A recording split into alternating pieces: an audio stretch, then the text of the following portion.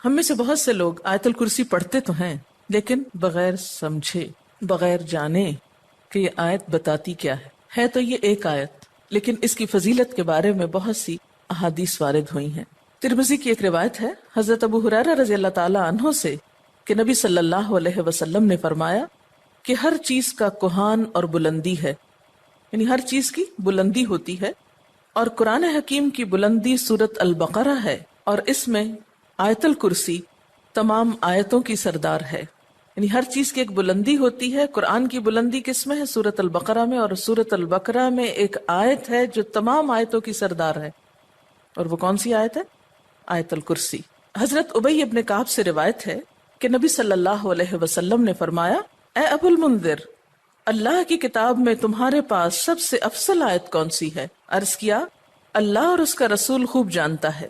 آپ نے فرمایا، اے ابو المنذر، اللہ کی کتاب کی آیات میں کون سی آیت تمہارے پاس سب سے بڑی ہے؟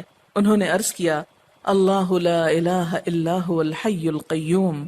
تو آپ صلی اللہ علیہ وسلم نے میرے سینے پر ہاتھ مارا اور فرمایا، ابو المنذر، تمہیں تمہارا علم مبارک ہو، یعنی واقعی یہ آیت سب سے بڑی آیت ہے۔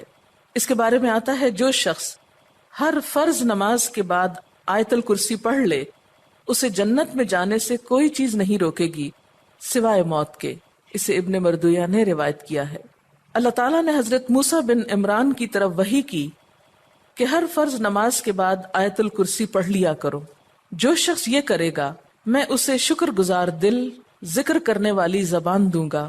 اس پر ہمیشگی صرف نبیوں سے ہوتی ہے، یا صدیقوں سے، یا اس بندے سے جس کا دل میں نے ایمان کے لیے آزما لیا ہو، یا اسے اپنی راہ میں شہید کرنا چاہتا ہوں۔ یعنی اس آیت کی پابندی ہر فرض نماز کے بعد اللہ کے خاص بندوں سے ہی ہوتی ہے۔ بس اپنے آپ کو چیک کر لیں کہ آپ ان میں شامل ہیں کہ نہیں۔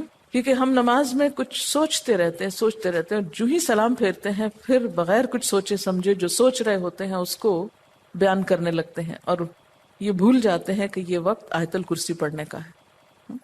لیکن جب انسان کا دل اللہ کی طرف مائل ہو جاتا ہے تو پھر نہیں بھولتا۔ نبی صلی اللہ علیہ وسلم نے یہ بھی فرمایا کہ جس گھر میں آیت الکرسی پڑھی جائے اس گھر سے شیطان نکل جاتا ہے۔ اس کے بارے میں ایک روایت ہے جو بخاری کی ہے، صحیح حدیث ہے۔ حضرت ابو ہریرہ رضی اللہ تعالیٰ عنہ کہتے ہیں کہ آپ صلی اللہ علیہ وسلم نے مجھے صدقہ فطر کی حفاظت پر مقرر کیا۔ فطرانہ جمع ہو رہا تھا اور آپ نے اس کی حفاظت کے لیے ان کو ایک طرح سے چوکیداری دی۔ کوئی شخص آیا اور غلہ چوری کرنے لگا، میں نے اسے پکڑ لیا اور کہا، میں تجھے رسول اللہ صلی اللہ علیہ وسلم کے پاس لے جاؤں گا۔ وہ کہنے لگا، میں محتاج ہوں، عیالدار ہوں، سخت تکلیف میں ہوں۔ چنانچہ میں نے اسے چھوڑ دیا۔ جب صبح ہوئی تو آپ نے مجھ سے پوچھا، ابو ہریرہ، آج رات تمہارے قیدی نے کیا کہا تھا؟ میں نے کہا، یا رسول اللہ صلی اللہ علیہ وسلم، اس نے محتاجی اور عیالداری کا شکوہ کیا تھا، مجھے رحم آیا تو میں نے اسے چھوڑ دیا۔ آپ نے فرمایا، دھیان رکھنا، وہ جھوٹا ہے، وہ پھر تمہارے پاس آئے گا۔ چنانچہ اگلی رات وہ پھر آیا اور غلہ اٹھانے لگا، میں نے اسے پکڑ لیا اور کہا، آج تو ضرور میں تمہیں نبی صلی اللہ علیہ وسلم کے پاس لے جاؤں گا۔ وہ کہنے لگا، مجھے چھوڑ دو، میں محتاج ہوں، عیالدار ہوں، آئندہ نہیں آؤں گا۔ مجھے پھر رحم آ گیا اور میں نے اسے چھوڑ دیا۔ صبح ہوئی تو آپ صلی اللہ علیہ وسلم نے مجھ سے پوچھا، ابو ہریرہ، تمہارے قیدی نے کیا کیا؟ میں نے کہا، یا رسول اللہ صلی اللہ علیہ وسلم، اس نے سخت محتاجی اور عیالداری کا شکوہ کیا، مجھے رحم آ گیا تو میں نے اسے چھوڑ دیا۔ آپ نے فرمایا، دھیان رکھنا، وہ جھوٹا ہے، وہ پھر آئے گا۔ چنانچہ تیسری بار میں طاق میں رہا، وہ آیا اور غلہ سمیٹنے لگا۔ میں نے کہا، اب تو میں تمہیں ضرور آپ صلی اللہ علیہ وسلم کے پاس لے جاؤں گا، اب یہ تیسری بار ہے، تو ہر بار یہی کہتا ہے کہ پھر نہ آؤں گا، مگر پھر آتا رہا۔ اس نے کہا، مجھے چھوڑ دو، میں تمہیں چند کلمے سکھاتا ہوں جو تمہیں فائدہ دیں گے۔ میں نے کہا، وہ کیا ہیں؟ کہنے لگا، جب تو سونے لگے تو آیت الکرسی پڑھ لیا کر، اللہ کی طرف سے ایک فرشتہ تیرا نگہبان ہوگا اور صبح تک شیطان تیرے پاس نہ آئے گا۔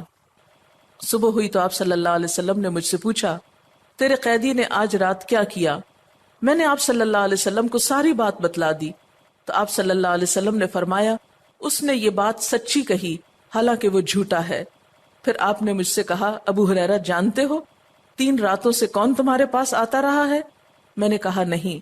آپ صلی اللہ علیہ وسلم نے فرمایا، وہ شیطان تھا جو انسانی شکل میں آ رہا تھا۔ اچھا، آپ نے دیکھا ہوگا کہ بعض لوگ اس بات کی شکایت کرتے ہیں کہ ان کے پیسے لاکر میں سے اور تالے میں سے چوری ہو جاتے ہیں. ایک ایسی جگہ سے ان کے پیسے چرائے جاتے ہیں کہ جس کی چابی ان کے سوا کسی اور کے پاس نہیں. یہ بھی احتمال ہو سکتا ہے کہ اسی قسم کا کوئی شیطان آ کر ایسی حرکت کرتا ہو.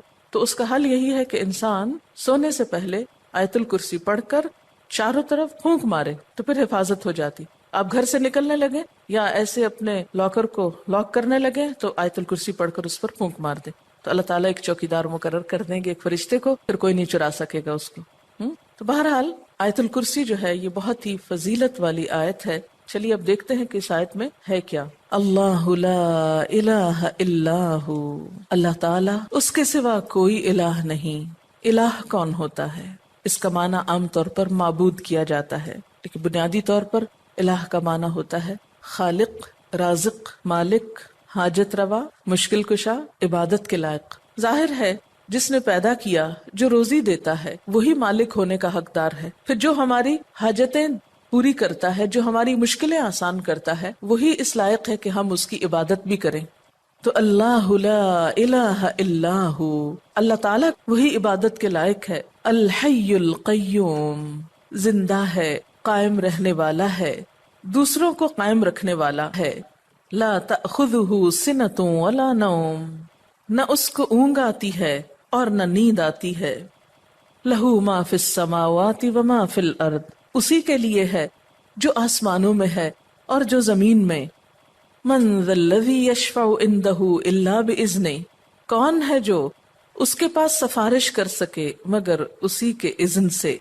یعلم ما بین ایدیہم وما خلفہم، وہ جانتا ہے جو ان کے آگے ہے اور جو ان کے پیچھے ہے. ولا یحیطون بشیء من علمہ الا بما شاء، اور وہ اس کے علم میں سے کسی چیز کا احاطہ نہیں کر سکتے مگر جو وہ خود چاہے. پھر فرمایا وسع کرسیہ السماوات والارض، وسیع ہے اس کی کرسی آسمان و زمین پر. ولا یؤودہ حفظہما، اور نہیں تھکاتی اس کو ان دونوں کی حفاظت. وہو العلی العظیم، اور وہ بلند ہے، بہت بڑا. یہ ہے اللہ تعالیٰ کا تعارف. کیا؟ نمبر 1، اس کے سوا کوئی الہ نہیں. نمبر 2، وہ زندہ ہے. نمبر 3، قائم رہنے والا ہے، قائم رکھنے والا ہے. نمبر 4، اس کو نیند اور اونگ نہیں آتی. نمبر 5، آسمان و زمین کا مالک وہی ہے. نمبر 6، اس کے پاس کسی کی سفارش کام نہ کرے گی مگر اسی کی اجازت کے ساتھ، یعنی سارا اختیار قیامت کے دن اسی کے پاس ہوگا. نمبر 7، انسانوں کے سامنے اور انسانوں کے پیچھے، یعنی ان کا ماضی اور مستقبل سب کا علم وہ رکھتا ہے.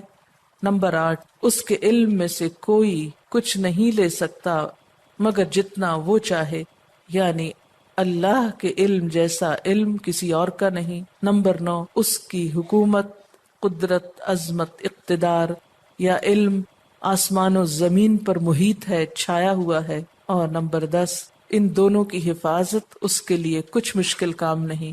نمبر 11، وہ بہت بلند، بہت عظیم ہے.